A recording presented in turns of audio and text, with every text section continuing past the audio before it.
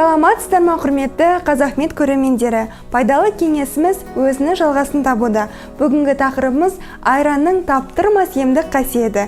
Біздің каналға тіркелуді, лайк басуды және де өз пікірлеріңізді қалдыруды ұмытпаңыздар. Сіздермен бірге мен Қасен Айданы.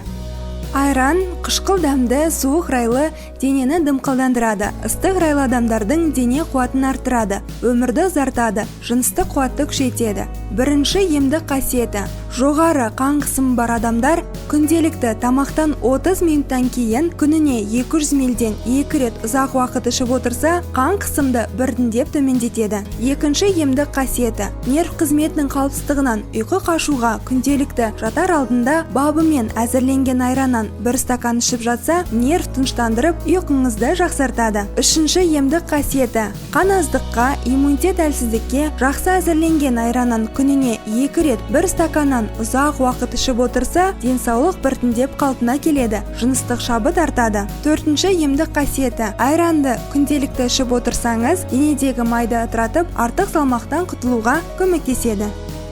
Осымен пайдалы кеңесіміз аяқталды. Сіздердің игіліктеріңізге жараса, біз өте қуаныштымыз. Біздің каналға тіркелуді, лайк басуды және де өз пікірлеріңізді қалдыруды ұмытпаңыздар. Көріскенше сау болыңыздар.